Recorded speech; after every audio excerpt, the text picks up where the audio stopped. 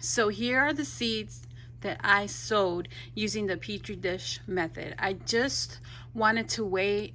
I sowed these on, let's see, on the 9th. I sowed these on the 9th, and I wanted to wait to see if I got more of the seeds to germinate from the last time that I did my short, where it just showed that a few of them had germinated. So I'm gonna show you the ones that did germinate, which this one right here was from the French double, and these didn't germinate, which gives me an indication that that packet was not good at all. I'm hoping that I'm able to still get something, but I'm gonna still keep an eye on it and see. The seeds still feel okay. Maybe these will just take a little bit longer to germinate. So these right here are the saved seeds that I saved from last year's marigolds, and then these are also ones that I saved from last year's marigolds, and these, none of them germinated. And then if I pull it a little bit closer, you can see that a lot of them look like they kind of molded over, which tells me that none of these are viable either. So I'm gonna go ahead and just remove these and not worry about these, since I got a few of the marigolds to germinate here. I think I have about 5 plants in here that germinated, and I'm okay with that. I really just want to put it in my veggie garden anyways, so whatever I get is amazing. And then over here I got about 4 or 5 of the beacon impatiens that I got from Pine Tree. There's still a few of them that are germinating, so I'm gonna remove the ones that germinated, and then I'm gonna leave the other ones there so that they can finish germinating. These still look good. However, the ones that I saved from last year, I only got one to germinate for me, and then you see that right there, that fuzzy stuff, that tells me that those seeds are not viable, and it gives me an indication that the germination rate on the seeds that I collected last year weren't really the greatest. There's just one little plant in there, and I'm just gonna go ahead and plant that one as well. And then over here, these are I think the Mexican marigolds, and over here I think I got maybe like 5 out of that one as well. So all in all, you know, I'm quite happy with what I got. I wasn't expecting much, but I'm really happy with what I got. So I'm gonna set up, and I'll show you the steps and the things that you're gonna need to plant these into the little seed starter containers. But real quick, I wanted to show you an update on the little geraniums that the other seeds that I sowed on the 2nd. These are almost a month old, and these are called bullseye salmon geraniums, and these are doing really good. Same thing with these up here. These are the salmon, bullseye salmon, and then 3 little marigolds that I got, and then I even got a few of the beacon impatiens to germinate for me, which I'm happy about that. So with the ones that I used the Petri dish method, and the ones that I have here, I'll have about 10 plants, which, you know what, it's not what I really wanted, but you know what, it's what I was intended to have by doing this method. So the ones in blue are the ones that I sowed from Pine Tree seeds, and then the one in the pink in the very back is the one that I sowed using my saved seeds. So I just wanted to give you a little update on how those did, and let's get started on putting the germinated seeds into little containers so that they can grow some big. Some of the things that you're gonna need to transplant the little seedlings from the little souffle club into the pots is you're gonna need some labels, you're gonna need a marker, you're gonna need this something to push to make an indent in in the soil, and then to push the little seedling in the soil. I'm using this because this is what I have, but some people, I've used a pencil and that worked as well. So this as well. You're also going to need some tweezers, and obviously you're going to need the pots with the soil in them already.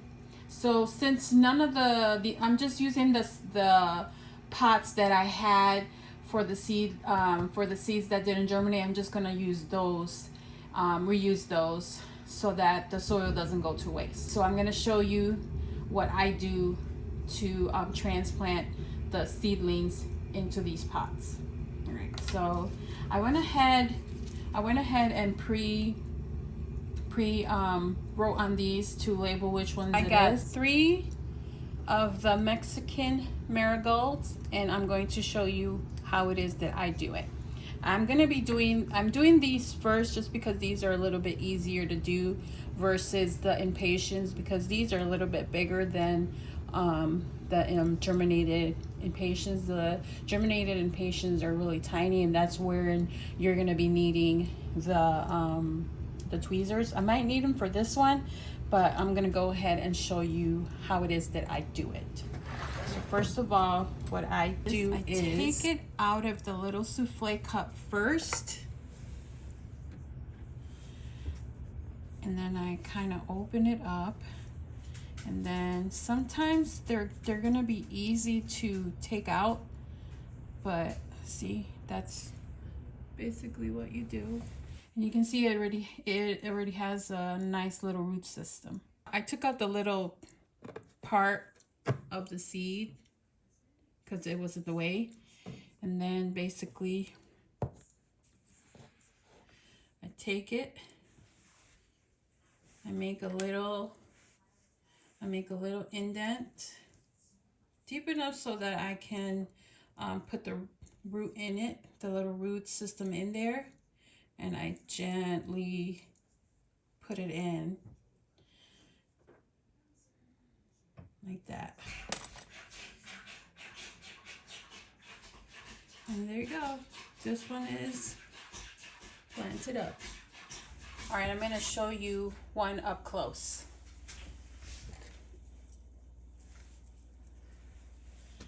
Okay, take it off right here. Slowly and gently. Sometimes when I do it with this, and if I don't get them in time, I sometimes some of the paper will come out of it, and it's okay if you take the paper out of it.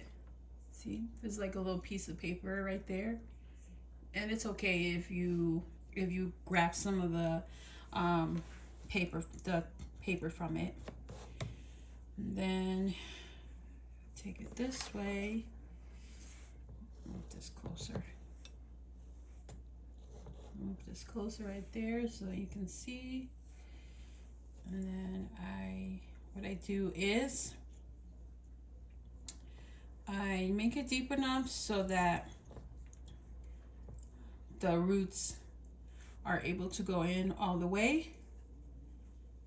And then I just push the little seedling in. I push it this way a little bit, and then I plant it up like that. And there's my other one planted. Okay.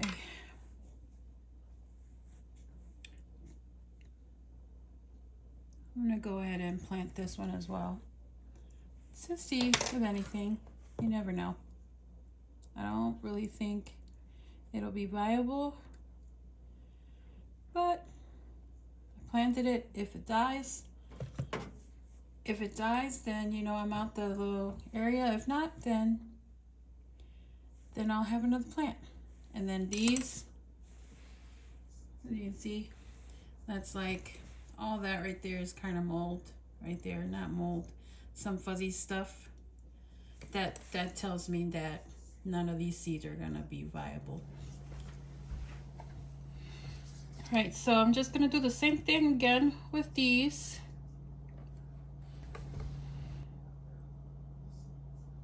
Gently. Sometimes they get stuck in the paper. If I don't get the little seedlings in time, they sometimes do get stuck in the paper, and they root themselves in the little paper. And like I was saying before, so I'll just take a little chunk of the paper towel so that nothing happens to the little root system from the marigolds. Again, make a little indent. I'm doing it left-handed so that you're able to see a little bit better. Right there. Right there. And then this one is a little bit bent, so I'm just gonna go ahead and push it in and cover it. And there you go.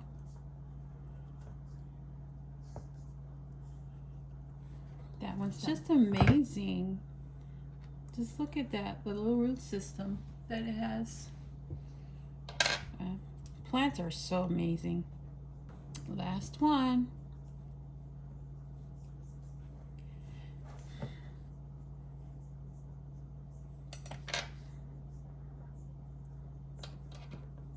Of course, the last one is going to be the most difficult. All right, all my marigolds are planted. I'm gonna water them in just to settle the little root system, because I was having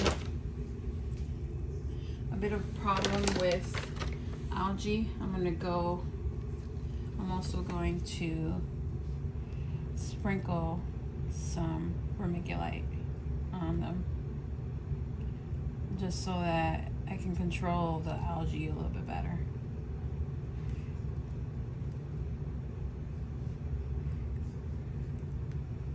And there they are. All the marigolds are planted.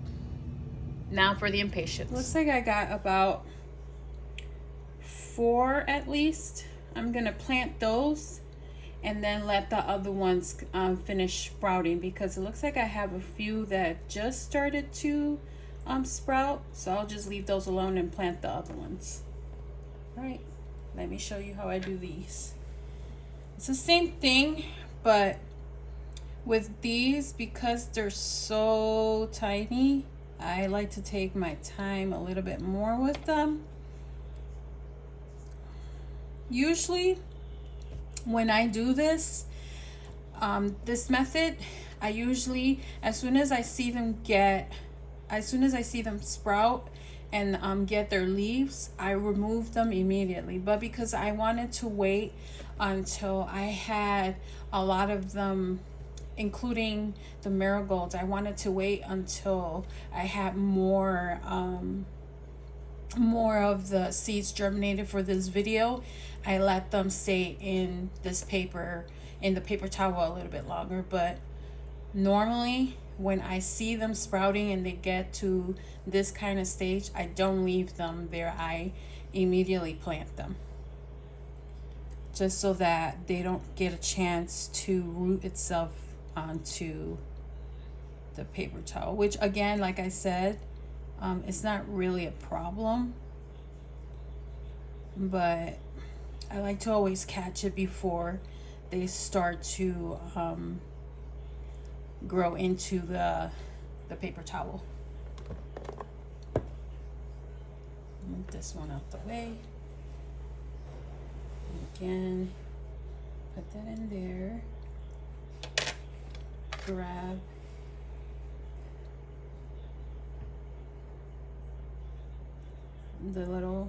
the little impatient, and then just gently, very gently push them into the soil.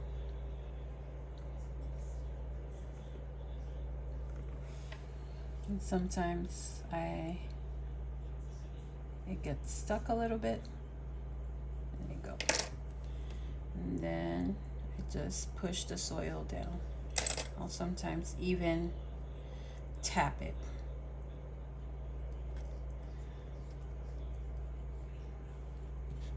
All right, that one is planted. Like I said in my other video, I really like doing this method sometimes for things like impatiens, because it one, it gives me a chance to see which of the seeds are viable, and two, I don't have to waste a lot of time doing it the traditional way, because all the seeds are in one spot, and so I'm able to see which ones germinated and which ones didn't germinate and get my plants that way, versus doing the guessing game on whether or not they germinated or not. I did this also with Lisianthus, seeds, and Lisianthus seeds are even tinier than impatiens seeds, and I also had a lot of success doing the Petri dish method with Lisianthus seeds as well. I do have a video out. If you guys are interested, you can just watch it. Maybe I'll link it down in this video. Okay, again, push it down just a little bit. This one looks like it got bent, so it's going to be a little hard for me to be able to push these down, but I'm going to do my best. So I was able to get 6. One of them was from my saved seeds, and then the other ones were from pine tree seeds. And I still have a few more in there that have sprouted. So I'm going to give those a little bit of chance to fully sprout and have their leaves open up, and then I'll just do the same thing that I just showed you, how to transplant the little plants from here into the pot. I'm going to go ahead and water them back in so they can resettle themselves into the soil, and then also sprinkle some vermiculite on them so that I can control some of the algae.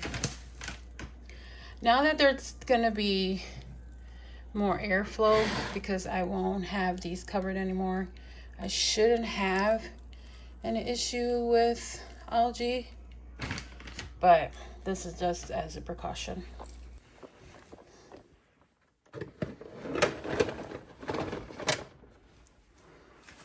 All right, here they'll stay. I'll give you an update how they're doing. Hopefully I'll get good results. I always do, but you never know what can happen. So hopefully they'll do okay, and they'll continue to grow after I finish transplanting them in these little pots. And then I'm going to just go and cover these back up so that the ones that are in there can continue to finish sprouting. All right, that's all for right now. I hope you all enjoyed this video.